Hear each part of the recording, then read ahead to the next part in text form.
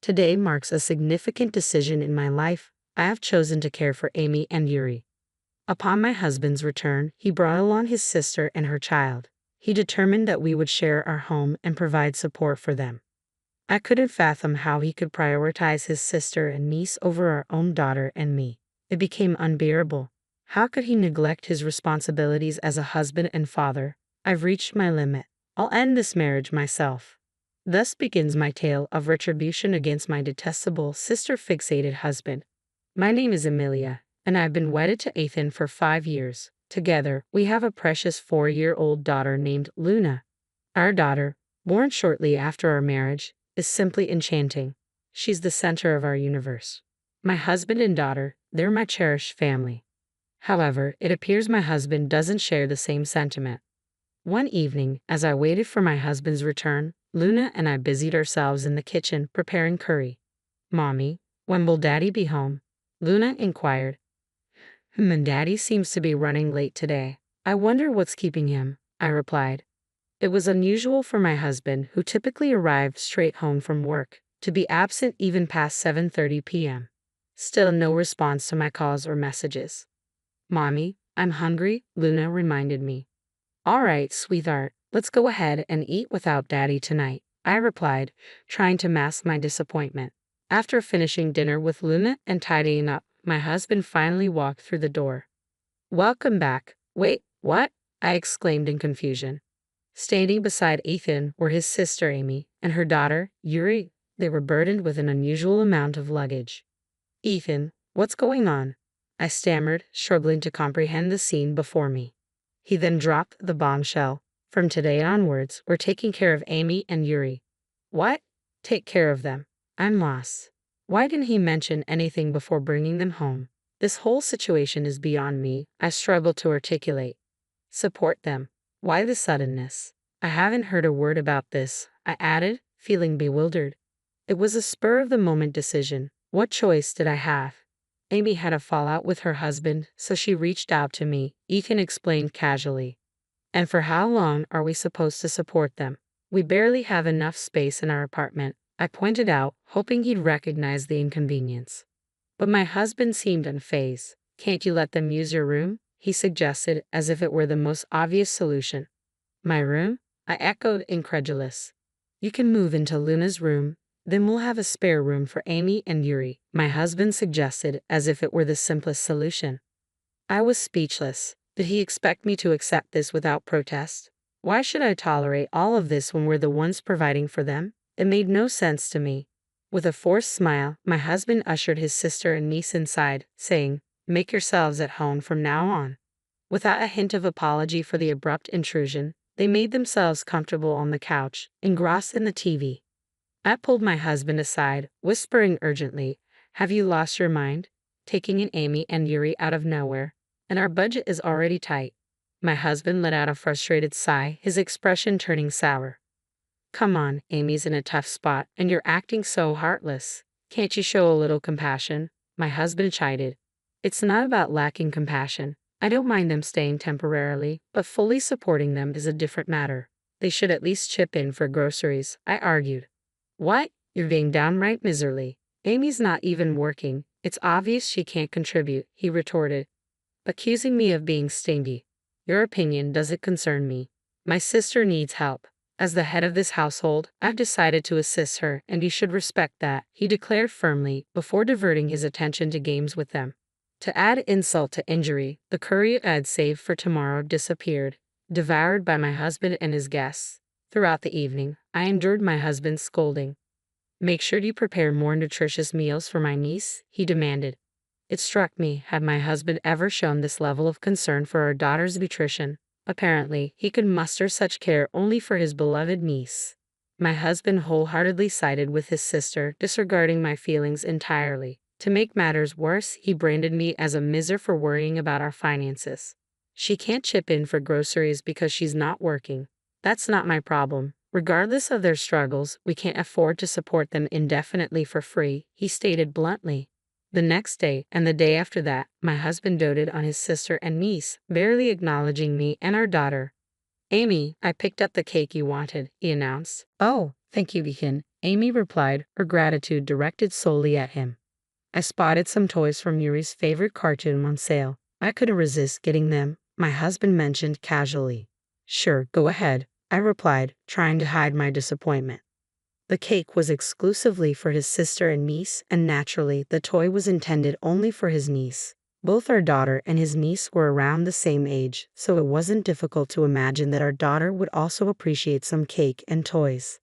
But I had to endure a little longer. Once his sister reconciled with her husband, they would leave our home, and our family life would revert to its usual rhythm. Repeating this mantra to myself, I managed to suppress my frustration. Then one day, my daughter approached me with a heart-wrenching question. Mom, does Dad like Yuri more than me? What? Why do you think that? I asked, taken aback. He seems to only pay attention to Yuri. He doesn't even respond when I talk to him, she explained tearfully. I was speechless, engulfed in a wave of sadness. Pulling her close, I held her tightly, unable to find the right words to console her. Don't worry, Luna, he's your dad, I reassured her, though inside, I knew the situation couldn't continue. A few days later, I confronted my husband about his behavior. Luna's feeling neglected. It's great that you love Yuri, but you need to make time for Luna as well, I urged. Fine, fine. It's just so much effort, he grumbled. Effort. Our daughter is Luna, not Yuri, I reminded him. Yeah, I understand. I'll make an effort to pay attention to Luna, he conceded. Despite my efforts to communicate my daughter's feelings, nothing changed. I watched as my daughter gazed at my husband, who was joyfully engaged with our niece, her eyes filled with sorrow. It seemed futile to expect my sister-in-law to step in and care for our daughter in my husband's absence. They were always focused on Yuri. I was the sole source of attention for our daughter, yet she still seemed lonely. A month went by, and our family was crumbling under the strain. Financially, we were barely scraping by. Moreover, no matter how much I tidied, our apartment remained in disarray because my sister-in-law and niece never lifted a finger to help. Meanwhile, my husband continued to lavish attention on his sister and niece, neglecting both our daughter and me. I couldn't endure this any longer. I've had enough. This has gone too far. Can we please have a serious discussion about our future? I confronted my husband, my frustration boiling over. What's gotten into you all of a sudden? I've been saying the same thing repeatedly, haven't I? Life is becoming increasingly difficult, and what's your plan regarding Amy and her predicament? You're not suggesting we live like this indefinitely, are you? He retorted. What choice do we have? She's in the midst of a marital dispute, I explained. Then shouldn't she consider divorce or try to resolve things with her husband? It's been a month already. Luna and I are reaching our breaking point. Please take our feelings into consideration, I pleaded. I knew broaching this subject would upset Ethan, but I had to advocate for Luna and the future of our family. Luna adores you, you know, but when she sees her dad showering affection only on his niece, it's bound to hurt her. I prioritize Luna's feelings over my own, I expressed to my husband. Ethan's a father as well. He should understand how much Luna is hurting and adjust his behavior, I added, hoping for some empathy. But his response left me speechless. Amy is family, right? She's your family too. How can you say such cold things? You're heartless, he accused me. Heartless? Me? I was taken aback by his accusation. It's not that I dislike Amy and Yuri. I just want our situation to change. But Ethan made it seem like I was the villain in all of this. I always knew you were cold-hearted, Ethan accused. Amy's struggling, and Yuri misses her dad. I have to give them attention. You're there for Luna, so why can't you handle it? Whoa, hold on, I protested. I'm covering all the household expenses. Why should Luna and I suffer? My salary contributes to our family budget, you know. But Amy is my sister. That makes her your family too. Yet you're always so distant, Ethan argued, laying the blame squarely on me. His cold gaze made it clear that his sister and niece took precedence over our daughter. Then he dropped a bombshell that left me stunned. Amy wants to stay here, so we'll be taking care of them from now on. We're responsible for everything: food, clothing, and shelter. In that moment, all my hopes shattered. I realized I was foolish to believe that talking would lead to understanding. Our old life was gone, irretrievably lost. I met Ethan's gaze squarely and uttered, "Fine, then let's get a divorce." My husband's expression morphed into one of disbelief. He seemed utterly perplexed by my declaration.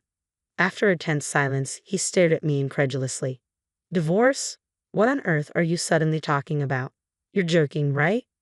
Do you honestly believe I'd joke about something like this? If you're going to dismiss mine and Luna's feelings, then I won't prioritize yours either. I'm going to make the best decision for Luna and ensure our happiness, I affirmed, resolute in my stance. He probably never anticipated me raising the topic of divorce. His disbelief was palpable as he scoffed, talking about divorce. You couldn't possibly handle raising Luna on your own. Sure, single parenting is challenging, but it's far better than enduring this.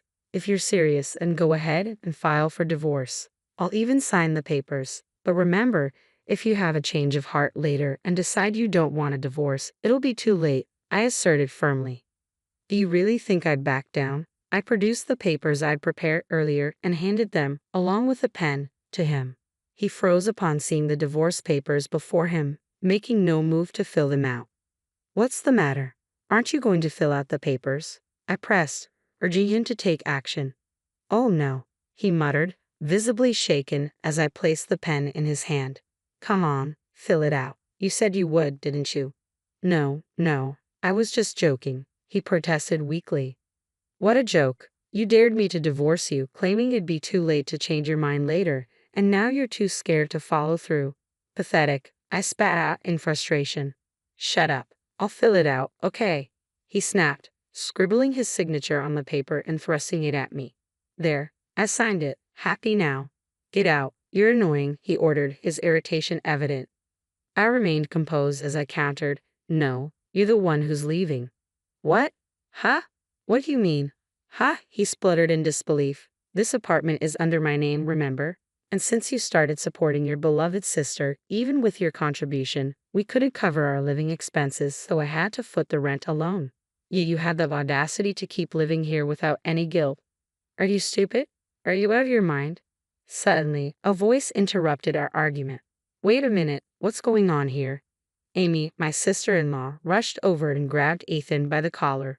Then she exclaimed, You promised we could stay here indefinitely. So you were lying. Amy, it's not. What do you mean it's not? I trusted you to keep us in your home forever. I can't believe you're throwing us out. I didn't expect things to escalate like this, Ethan stuttered. Ha! You can't even handle your own wife, she taunted. What did you say? Ethan bristled. I had reached my breaking point with their argument. I gathered my sister-in-law and her children's belongings and tossed them out onto the doorstep. Hey, wait, what are you doing? Amy approached me, clearly agitated. But now that I had decided to divorce Ethan, I felt no obligation to protect her. I'm just removing someone else's belongings. Actually, you're trespassing. Could you please leave as soon as possible? I replied calmly, causing Amy to shrink back. You don't have to throw out our stuff. And you, Ethan, she turned to my ex-husband. Could you please leave us as well? I have no need for either of you anymore, I stated firmly. What kind of thing is that to say to your husband? Ethan protested. You're not my husband anymore. You're my ex-husband, I stated firmly. I never realized you could be so heartless, Ethan muttered in disbelief. Well, that's your problem now. You've crossed the line. If you think your sister and her child are more important than our own, then why don't the three of you happily live together? I retorted. Where are we supposed to go if we leave here? Are you seriously kicking us out? Ethan protested. I don't care. Do whatever you want. Now, get out. I'll call the cops if you don't, I declared, my patience wearing thin. Once I confirmed that Ethan and his sister's family had reluctantly left, I shut the door behind them. It was unlikely I'd see them again. Glancing around the room, I noticed my daughter, Luna, staring at me with a puzzled expression. Mama, where's Daddy gone? She asked innocently. I'm sorry, Luna. Do you think it's okay if it's just Mama and you from now on? I inquired gently. Luna hesitated for a moment, her expression thoughtful, but then her smile returned. I'll be okay as long as Mama's here. I'm fine as long as I'm with you, she reassured me. She rushed into my arms and I held her tightly. Yes, even without my husband, we would be all right. Together, just the two of us, we could find happiness. Later on, I arranged for their belongings to be shipped to my husband's parents' house and explained the situation over the phone. It seemed my husband and his sister's family had indeed returned to their parents' house as anticipated. However, it appeared they had been disowned and ejected from the house by their irate parents. Consequently, my ex-husband rented a small apartment where he now resides with his sister and niece as a trio. It seemed like that was their desired outcome, but I couldn't care less. I later learned that my sister-in-law's marital discord stemmed from her extravagant spending habits. Now, she was being compelled to repay the money she had squandered from her husband. Almost every day, my ex-husband inundated me with cringe-worthy texts. "I made a mistake, please forgive me. I love you and Luna more than anything. I want us to reunite as a family." Needless to say, I ignored every one of them, promptly consigning them to the trash folder. Luna doesn't want to see her dad anymore, so we don't have any plans to meet him. I'm considering moving us out of this place soon, as it could become problematic if they were to show up unexpectedly. For my daughter, I want to shower her with love and provide her with everything she needs. Even without a father figure, my priority is to ensure she lives a happy and fulfilling life.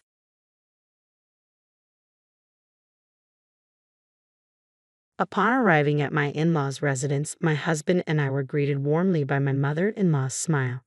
However, as I attempted to step inside, she halted me with a stern glare, asserting, "You're not needed here," before swiftly shutting the door. I stood bewildered, momentarily frozen by her unexpected rejection. When I cautiously reopened the door, her expression was one of seething anger. "I've heard the rumors. Your parents' financial troubles, aren't they? We don't want that kind of baggage here," she spat out before slamming the door once more. I stood outside, dumbfounded, clutching my bags. Through the closed door, the sounds of laughter between my husband and his mother echoed, leaving me feeling utterly abandoned. Realizing I deserved better treatment, I made the swift decision to depart, leaving behind the toxic atmosphere of my in-laws' home. I'm Nancy, a 32-year-old physician at the hospital established by my parents. It was there that I first encountered John, my now husband, when he was admitted following an injury. His charm, amiability, and engaging conversation quickly captured my attention. Despite being 5 years my junior, John exuded a sense of maturity and reliability that drew me in. After a year of courtship, we tied the knot. Meanwhile, John holds the position of vice president in his father's company, a role he carries out with diligence and skill. Interestingly, John's mother also holds a position within his father's company, adding a familial connection to their professional lives. When John and I announced our marriage, both of his parents expressed immense joy and excitement at the union. "Your parents built a renowned hospital, and now one of their own is marrying into our family as a doctor. It feels like a dream come true. We're truly delighted to welcome you, Nancy," my mother-in-law used to remark fondly. Every holiday season, including Christmas and other extended breaks, we made the customary trip to my in-laws' abode, where we were always received with open arms. I'd bring along delectable treats and beverages, serving as gifts for their New Year's festivities. My mother-in-law would orchestrate the cooking, graciously declining my offers of assistance. "Nancy, you toil tirelessly as a doctor. Just relax and enjoy your time here. Your family, there's no need for you to lift a finger," my husband would reassure me. Anticipation always tinged these visits with excitement, but today felt peculiar, particularly in my mother-in-law's demeanor. Her once warm gaze now bore into me with an icy chill, akin to that of a vampire. It marked the first instance of such frostiness from them. Debt? Such a concept had never crossed my mind in my parents' household. I have a younger brother, a fellow doctor, who works alongside me at our family's hospital. While my father had recently broached the topic of his health in a discussion with me, there had been no mention of any financial woes. As I drove home, a conversation from a week ago with my husband replayed in my mind. Despite our demanding careers, we coincidentally arrived home together that day. "I heard from my dad. He's considering retirement from surgery due to his declining eyesight. They decided to close the hospital," I informed him. My husband's reaction was one of disbelief. "The hospital shutting down? Could it be due to debts or something?" he questioned, visibly startled. "I'm not certain about debts, but they're discussing selling the hospital property. So, it looks like you won't be continuing your work there, and I might take a break for a while," I explained, before an emergency call from the hospital abruptly interrupted our conversation. "We'll have to pick this up later," I hastily added, realizing there was little time to spare. Later on, my husband justified his prolonged absences by citing work commitments, leaving us with skit opportunities to connect due to my night shifts. I suspected he may have embellished our conversation, perhaps implying to his parents that my family's hospital closure was linked to financial troubles and my involvement in resolving them. However, the frigid reception from my mother-in-law remained unfathomable. Lost in contemplation, I was en route home when a ringing phone from my bag jolted me from my reverie. Locked out by my mother-in-law, I had inadvertently driven off with my husband's belongings still in the car. His incessantly ringing phone piqued my concern. Though I had never entertained the idea of snooping before, the urgency of the situation nudged me to glance at the screen. Stopping the car, I retrieved his phone and attempted to unlock it, speculating that my husband's aversion to complexity would render the password simple. As anticipated, it yielded to his birth date. The caller, identified as Susan, was unfamiliar to me. Curiosity getting the better of me, I sifted through the message history, and what I discovered was nothing short of startling. I want to see you soon. I wish I could be with Susan forever. I'll be with my wife during the New Year holidays. I'll miss you. Once I get the money, I plan to leave her. Really? That makes me happy. I love Susan the most. These were the damning messages I found on my husband's phone, betraying his infidelity. My perception of him, along with my in-laws, crumbled in an instant. With no one else to confide in, I couldn't shake off the weight of the evidence I had discovered. Driven by a need for further confirmation, I ventured into my husband's study in search of more incriminating evidence. Rifling through his belongings, I stumbled upon a drawer containing photographs of him with an unfamiliar woman, presumably taken during a trip, alongside hotel receipts and other damning documents. Each revelation struck like a blow to my already shattered trust. Unable to bear the weight of this betrayal alone, I made the decision to seek solace at my parents' home. As I pressed the doorbell, it was my mother who greeted me, her surprise evident as she swung the door open. "Why are you here so late? You look pale. Are you okay?" My mother's concerned voice greeted me as tears welled in my eyes. Her caring presence was a balm to my distraught soul as she swiftly enveloped me in a warm blanket. Sensing my distress, my father's concern was palpable as he inquired about what had transpired. With trembling lips, I recounted the unsettling behavior of my in-laws. My mother's shock mirrored my own, while my father's anger simmered beneath the surface. "Such despicable, ungrateful behavior," he seethed. In a twist of fate, it emerged that my husband's family business was floundering, and they had frequently turned to my father for financial assistance, a fact previously unbeknownst to me. "Perhaps, for the sake of clarity, you should continue to observe their actions and discern their true intentions," my father suggested, his proposal laden with intrigue. At that moment, the idea held a peculiar allure. The following day, I mustered the courage to return to my in-laws' residence. Standing at the entrance, I raised my voice. I apologized for my immaturity as a wife. "Please allow me back in." Along with my apology, I presented an array of gourmet ingredients and fine wine as peace offerings. Eventually granted entry, I was met with a smug expression from my mother-in-law as she observed the luxurious gifts. Behind her, both my father-in-law and husband greeted me with icy stares. "We extended kindness to you under the assumption of your prestigious familial background. However, now that we're aware of your family's financial struggles, you'll need to exert yourself as a diligent wife," my mother-in-law declared, her words laced with disdain. Acknowledging the situation, I braced myself for the relentless mistreatment that followed. "Come on, get moving. Start cooking," she commanded, pushing me towards the kitchen. With the ingredients I had brought, I diligently prepared dishes and served them to my father-in-law, mother-in-law, and husband, who eagerly dug in. "Hey, we need more wine. Hurry up and fetch another bottle. You're so careless. Is this all you've prepared? You might be a skilled doctor, but you're utterly incompetent as a homemaker." They grumbled yet devoured every last bite. As I attempted to join them for a meal, my mother-in-law abruptly slapped my hand, causing my fork to clatter to the floor. "What do you think you're doing, sitting here? Do you expect to dine with us? Housemaids eat in the kitchen. So now I'm just a housekeeper," I retorted incredulously, my voice trembling with disbelief. "How dare you speak to me like this, John? Especially when your family's fortunes have dwindled. Is that how you truly feel? And you, Nancy, with your arrogant demeanor? I always despised it, but I tolerated it under the illusion of your family's wealth. Listen to your mother. I'll keep you around as nothing more than a housekeeper. John's words cut through me like a knife, shattering any lingering hope that his behavior was merely a facade. Realization dawned upon me. My husband's callous behavior was his true nature all along. Left alone in the cold kitchen, I resigned myself to eating the leftover scraps and facing a mountain of dirty dishes. Save water and wash in cold, they instructed, a cruel directive that felt particularly harsh in the biting winter cold, causing my entire body to tremble uncontrollably.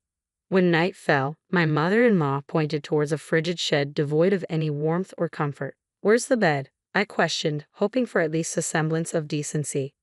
"What? You expect a bed?" she scoffed. "There are some old towels and cardboard in the shed. Make do," she replied callously, leaving me to confront the harsh reality of my situation. Recognizing their true colors, I discreetly recorded their abusive tirade. With nothing left to bind me to that toxic environment, I resolved to leave that house for good. That night, as I shivered in the freezing shed, my anger towards my father-in-law, mother-in-law, and husband served as my only source of warmth. "I'll never forgive them," I vowed, my determination burning brighter than the biting cold. In the dead of night, after they had succumbed to drunken stupor, I silently slipped away and drove back to the sanctuary of my parents' home. As I awoke to a new day and began packing my belongings, the door burst open, and my mother-in-law and husband barged in. "Do you think you can simply abandon your duties without even preparing breakfast? How dare you leave your husband behind?" Their accusatory glare sent a chill down my spine. It seemed my father-in-law was absent, but my husband and mother-in-law had no qualms about continuing their onslaught of disdain. "I am finished with both of you," I declared, my voice trembling with resolve. "How dare you speak back to your mother-in-law and husband? You were even more insufferable than I had imagined. If you wish for a divorce, so be it. But remember, if you initiate it, you will be the one paying compensation. Perhaps you can consider selling off the hospital's land. It should fetch a handsome sum." "We'll take that," my father-in-law retorted coldly, his words dripping with malice. Though I had intended my words to be sarcastic, my husband merely smirked, believing he held the upper hand. To my dismay, he flung a paper in my direction. It was a pre-filled divorce application.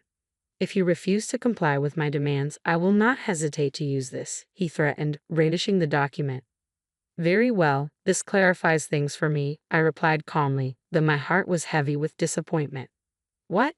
Did you expect me to plead with you to stay, burdened with a hospital on the brink of bankruptcy and drowning in debt?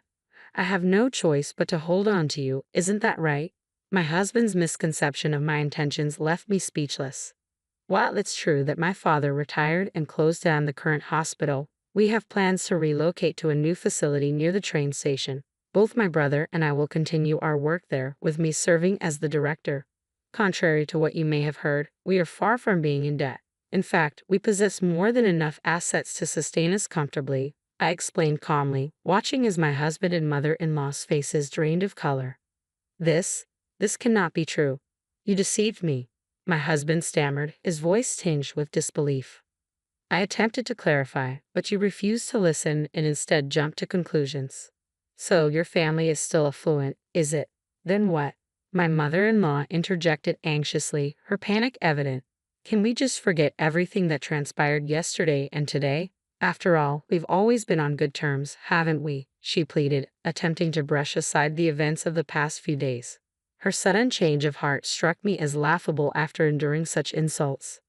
"I'm astounded that you would spew such vile abuse at me and then have the audacity to ask me to forget it all. Remember, according to you, I'm just the housekeeper, right?" I retorted, my tone laced with bitterness. "No, it was all a misunderstanding. Please, let's just move past this," my husband pleaded, his voice tinged with desperation. "It's too late for apologies. I see through your facade now. By the way, my father will be reclaiming the $100,000 he loaned to your company," I retorted, my tone resolute. "What? How did you find out about that?" "We don't have that kind of money," my husband exclaimed, panic creeping into his voice as he realized the magnitude of his error. "Nancy, I apologize. I should have stood up for you against Mom. I promise to support you from now on," he implored, his words dripping with regret. "You mean support Susan, right?" I countered sharply, my patience wearing thin. How did you know about Susan? You were seeing her behind my back while pretending to work late. But I have all the evidence, I declared, displaying the incriminating photos and email exchanges on my phone. My husband's face paled as he stared at the damning evidence, beads of sweat forming on his forehead. You will be the one compensating me. Susan was just a meaningless fling I met at a bar. I'll end things with her. Please find it in your heart to forgive me, my husband pleaded, his apology accompanied by a pitiful demeanor. Tears and drool mingled on the floor, lending him an air of wretchedness. But that wasn't the end of it. I presented him with a photo of a life insurance policy taken out in my name and a detailed pamphlet on car maintenance, conspicuously highlighting a section regarding brake tampering. Not only did you covet my family's wealth, but you also plotted against my life. I've already informed the authorities, so your threats hold no sway over me anymore, I stated firmly, my resolve unwavering. My company is in dire straits. I need the money. Please, I beg you to help me, he pleaded desperately. Don't be absurd. From now on, all communication will be conducted through our lawyers. I never want to lay eyes on you again, I retorted coldly. As he lunged towards me, my father and brother emerged from the back room, swiftly restraining him. Pinned to the ground, he wept uncontrollably, while my mother-in-law stood by, rendered speechless by the unfolding spectacle. The house is registered under my name. I intend to sell it, so I'd appreciate it if you could vacate as soon as possible, I informed my husband and mother-in-law, who had always found excuses to prolong their stay. Eventually, my brother stepped in and firmly escorted them out. Following that, I initiated divorce proceedings. Both my husband and the woman he had been unfaithful with provided compensation. Despite his persistent pleas for reconciliation, I remained resolute. It was only when I threatened to involve the authorities that he ceased his attempts to reconcile. Through legal channels, I pursued repayment from my father-in-law's company, and the $100,000 loaned by my father was successfully retrieved. With my father-in-law's business already on shaky ground, it eventually succumbed to bankruptcy, burdened with substantial debts. Now, my father-in-law, mother-in-law, and husband reside in a modest, rundown apartment. Despite their efforts, juggling multiple part-time and day jobs, they struggle to stay afloat amidst their financial woes. Meanwhile, I have found fulfillment in my role as the director of a recently established hospital, thanks to the support of my brother. Together, we are committed to providing aid to those grappling with injuries and illnesses. I've invested in a comfortable apartment near the hospital and in relishing the independence of living life on my own terms.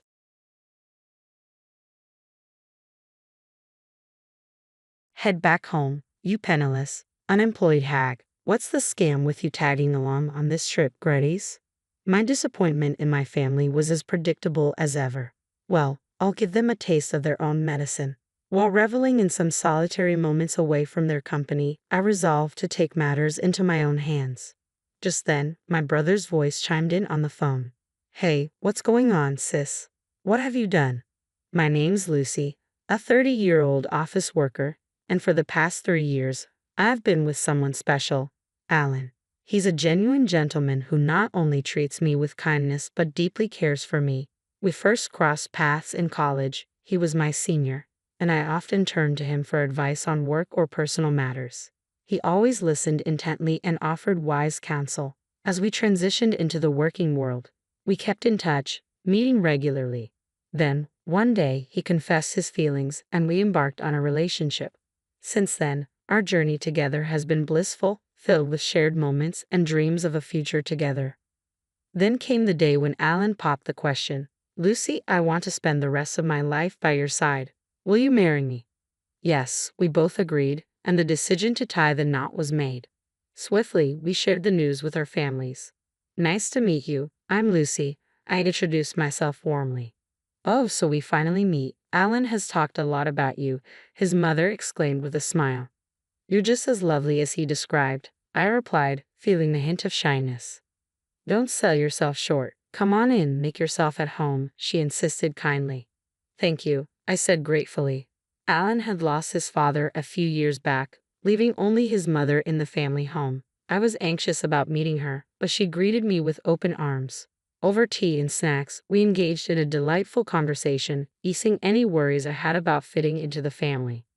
Lucy, you're truly a remarkable person. I couldn't be happier that you'll be joining Alan as his wife, my mother-in-law to be praised, her kind words catching me off guard and leaving me slightly flustered. I'm eagerly anticipating your wedding. Take care, Mom. Thank you for today, I replied, bidding her farewell. As our meeting concluded on a positive note, a sense of relief washed over me. However, the thought of introducing Alan to my own family immediately dampened my spirits. The truth is, I've never been particularly fond of my own family. The root of this issue stems from the way my parents treated me throughout my childhood. Both of them were star athletes. Mom excelled in track and field, while Dad dominated the soccer field. Their athletic prowess earned them scholarships to college, and naturally, they expected the same level of athletic achievement from their children. Unfortunately, I didn't possess the same athletic talents they did. Despite their efforts to nurture my sporting abilities by enrolling me in various activities like basketball, swimming, table tennis, and even figure skating, I remained average at best. It was evident that my parents were disappointed by my lack of athletic prowess. Then came the arrival of my younger brother Kyle. With aspirations of having a son, my parents eagerly enrolled him in sports as well. It turned out that Kyle had a natural talent for soccer. When the local youth coach praised his abilities, my parents were overjoyed and redirected all their attention towards him. Kyle is truly exceptional. He's something truly special, they would gush, their words implying my inadequacy. It seemed as though it was nothing more than a disappointment in their eyes. They lavished Kyle with attention and neglected me, even as I progressed through middle and high school. While I dedicated myself to my studies and excelled academically, they dismissed my achievements, claiming that academic success held no real value. When I expressed my desire to attend college, they brushed it off, citing financial constraints, so I relied on scholarships to pursue higher education. Meanwhile, Kyle continued to thrive in soccer, earning himself a scholarship to high school. My parents couldn't contain their excitement. He's destined for greatness. We'll do anything for Kyle. Growing up in the shadow of such adoration, Kyle began to look down on me. Lucy, you're such a failure and a curse. Even Mom and Dad can't stand you. If you weren't around, they could invest all their resources in me. You're just dragging us down. Kyle's hurtful words were a regular occurrence, and my parents never intervened to correct him. You truly are a burden. Spending money on you is just a waste, echoed their sentiment, further crushing my already fragile self-esteem. Despite managing to secure admission to a decent college and landing a job at a reputable company, my sense of worth remained battered, perpetually overshadowed by Kyle's accomplishments. He effortlessly earned yet another soccer scholarship for college, and my parents beamed with pride. Meanwhile, I was struggling to make ends meet, burdened by student loan debt. While Kyle continued to bask in the warmth of parental affection, living at home, pursuing his education, and indulging in soccer, the road to professional success proved arduous. Eventually, Kyle's dreams of going pro fizzled out, and he had to settle for a regular job. Yet my parents remained steadfast in their pride, and Kyle continued to enjoy the comforts of home, content in his own bubble. Every Christmas, when our extended family gathered, my parents insisted on my presence. They would introduce me as their disappointing daughter while lavishing praise upon Kyle, their pride and joy. But Lucy is thriving, she has a stable job, relatives would interject. No, Kyle is far more impressive. My parents would dismiss their comments, leaving me disheartened each time. It became a pattern. My family's consistent favoritism towards my brother, their disregard for my achievements. Eventually, I stopped attending these gatherings altogether. I avoided family events and hesitated to introduce my fiancé to them, knowing how they would treat him. Despite being aware of my family's attitude, Alan insisted on a family meeting. So, after years of avoidance, I made the decision to return home. I called my mom to share the news. What? No, how have you been? Or it's been too long. Her response was devoid of warmth or interest, a stark reminder of how little I mattered in their eyes, even after all this time. It's been years since you reached out. What's the matter now? My mom's voice came through, devoid of any warmth. Well, I'm getting married, and my fiancé wants to meet the family. Could we arrange that? I stuttered nervously. Why bother with all that hassle? Just tie the knot and be done with it. Her response was disappointingly cold.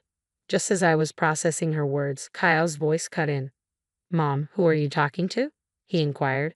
It's Lucy. She's talking about having a family meeting because she's getting married. Really?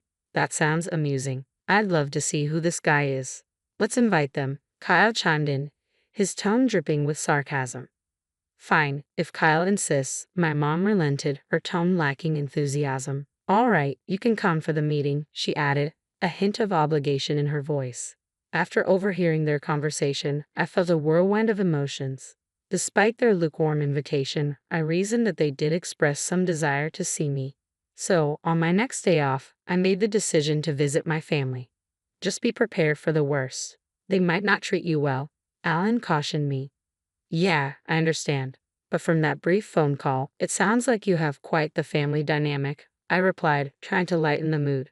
This isn't a laughing matter. I've had my fair share of struggles with them, Alan reminded me solemnly. I insist on meeting your family before we tie the knot. We'll keep it brief, all right? I urged Alan as we drove to my family home. Upon arriving, we rang the doorbell, but no one answered. Resorting to my key, I let us in. As we entered the living room, I was taken aback to find my family seated on the sofa. What surprised me even more was the presence of an unfamiliar young woman. Deciding to start with a simple greeting, I spoke up. Hello, everyone. It's been a while. This is my fiancé, Alan. Pleasure to meet you all. I introduced Alan, prompting my family's gaze to shift towards him. Well, I half expected Lucy to bring home some dull, unremarkable fellow, but you seem all right, Kyle remarked crudely, eliciting an awkward chuckle from Alan. Kyle, who's the woman next to you? Your girlfriend? I couldn't hide my irritation at Kyle for bringing an unexpected guest to our pre-planned family gathering. But Kyle's response caught me off guard. She's my wife, Mia. We've been living here since we got married. He dropped the bombshell casually. What? Wife? My eyes widened in disbelief. You got married. I was stunned, the news hitting me like a ton of bricks. Yeah, last year, Kyle confirmed, seemingly unfazed. I was left speechless, grappling with the realization that my own brother had tied the knot without even informing me. As I tried to process this revelation, my raised voice drew Mom's annoyance. You're too nosy. It's none of your business if Kyle got married, she snapped, brushing off my concerns. I felt a mix of hurt and betrayal. Dad then turned his attention to Alan, ignoring the tension in the room. I'm not particularly interested, but what do you do for a living? You're marrying Lucy, so it can't be anything impressive, but let's hear it, he remarked bluntly. Alan's calm demeanor contrasted sharply with my rising anger. As I clenched my fists in frustration, Alan gently restrained me, reminding me not to let their words get to me. I apologize for any rudeness. Here's my card, Alan said, extending his business card to Dad, who initially regarded it with little interest. However, his expression quickly changed. You're a lawyer, Dad exclaimed, his eyes widening in surprise. Mom, Kyle, and Maya shared in the astonishment. Wow, that's impressive. Elizabeth, prepare some tea for our guests, would you? I'll handle it, Dad declared, suddenly hospitable. A real lawyer, how fascinating, he mused as the atmosphere in the room shifted. Alan couldn't help but be taken aback by the sudden change in attitude. I never would have guessed Lucy's fiancé was a lawyer, Kyle remarked, echoing the sentiment shared by the others. Does that mean you make a lot of money? Maybe you can buy me a designer bag for my birthday, Maya chimed in, her audacity leaving me speechless. It was astonishing that she would make such requests to Alan upon their first meeting. Nevertheless, Alan responded with a wry smile, handling the situation with grace. Alan, you really shouldn't be saying such things to my fiancé, especially on our first meeting. Alan responded with a wry smile, addressing me as bold comments. We're going to be family, so let's try to get along, Mom interjected, attempting to diffuse the tension. However, I couldn't shake off the sense of unease that lingered within me. As the families gathered for a joint meeting, both my parents and Kyle's family exhibited an unusual level of enthusiasm. Even my mother-in-law appeared somewhat taken aback by their fervor. Following the meeting, I took the opportunity to apologize to my mother-in-law, only to discover that Alan had already informed her of the incident. Don't worry about it, she reassured me with a smile, instantly alleviating my concerns. It was a moment of relief, reaffirming my belief in her genuine kindness. 2 months later, Alan and I exchanged vows, with my previously indifferent family in attendance. Surprisingly, after the wedding, they began reaching out to us more frequently. Why don't you and Alan join us for dinner sometime? We know this wonderful restaurant. Mom's voice would chirp over the phone. I couldn't shake the suspicion that they were eyeing Alan's money, given his profession as a lawyer. But I wasn't about to fall for their scheme. We're tied up at the moment, so we can't commit to anything right now. We'll keep you posted when we're available, I replied, keeping my tone neutral. Sure, we'll be eagerly waiting. We're flexible with our schedule, Mom responded, her enthusiasm palpable. I felt a surge of disgust. It was clear they were more interested in exploiting my marriage to a wealthy man than in building a genuine relationship with me. After maintaining distance for some time, Mom called again a few months later. When are you and Alan going to join us for dinner, Lucy? Mom's voice dripped with false sweetness, and I could practically feel her desperation through the phone. Sorry, Mom, we're pretty swamped, I replied curtly, already contemplating ending the call. But before I could, she dropped a bombshell. We're planning to celebrate my half-century birthday, she continued, her tone shifting slightly. After all, your father and I did see you through high school. It wouldn't hurt to show a little gratitude. I could feel her frustration mounting, expecting us to start treating her differently. But deep down, I couldn't deny that she had a point. After all, my parents had supported me until I graduated college, even if I'd paid my own way through it. Perhaps it was time to show a bit of gratitude. As Mom hit the big 5-0, I relented. All right, count us in for the celebration. Really? That's fantastic. We're actually planning a family trip, so it'll be perfect for all of us to spend time together. A family vacation, huh? I mused, not entirely enthusiastic about the idea. But then I realized it could be an opportunity to enjoy some quality time alone with Alan. When I brought up the idea to Alan, he was on board, so we decided to join the family trip. Mom's reaction was pure excitement. Could you handle the reservations? I'll send you a bunch of URLs for hotels and plans, Mom requested eagerly. What? Mom inundated me with URLs, all pointing to luxury hotels and high-end restaurants. I couldn't help but feel irked by their extravagance, but I reasoned that this might be a one-time indulgence. Reluctantly, I checked out the links and proceeded with the bookings. When I called Mom to confirm the reservations, her joy was palpable. I can't wait, thank you so much, she exclaimed, brimming with excitement. At last, the long-awaited day for our half-century family vacation had arrived, and our destination was sunny Florida. Excitement filled the air as we boarded the plane, with everyone in high spirits. Both my parents and Kyle, along with his partner, seemed to be thoroughly enjoying themselves. On touchdown, Alan and I made it clear to the family that we intended to explore on our own. Despite their attempts to persuade us to join them for souvenir shopping, we managed to gracefully evade the invitation and set off on our own adventure. We arranged to reconvene for dinner at the upscale restaurant we had reserved.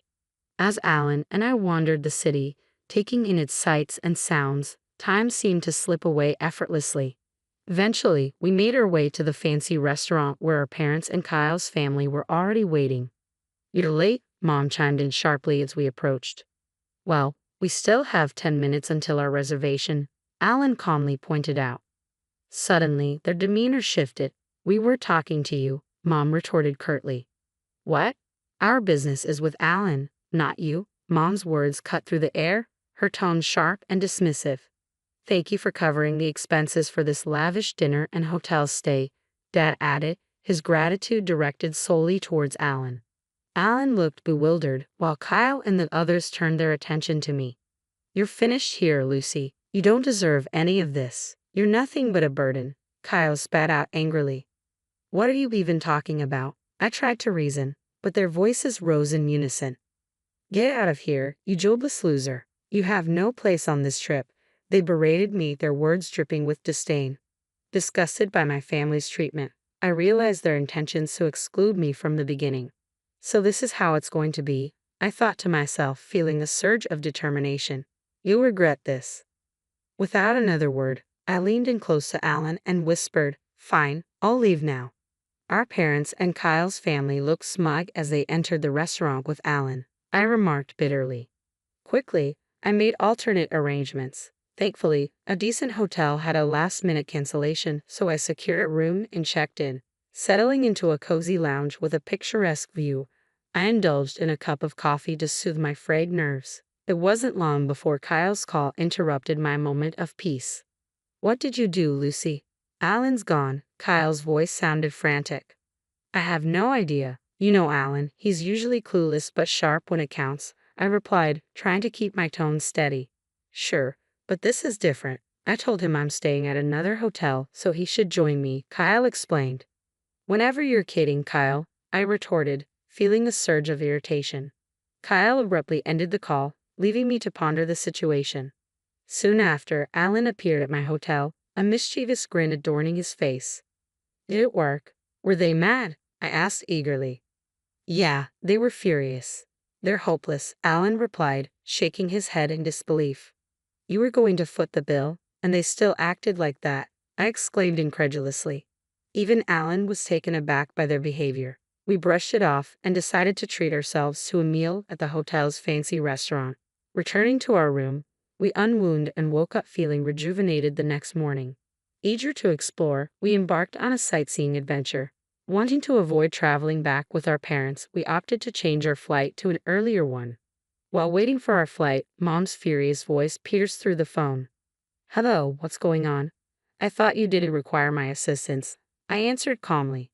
What's the meaning of this? Why is the hotel bill due at checkout? Mom demanded angrily. That's how I made the reservation. Don't joke around, I replied, trying to maintain composure. We can't afford $11,000 per person. If you're enjoying luxury, you should cover the expenses. Unless you want to end up in jail, Mom snapped back. Stop it. You're so arrogant for a parasite, she spat out before ending the call. You're the one who needs to stop.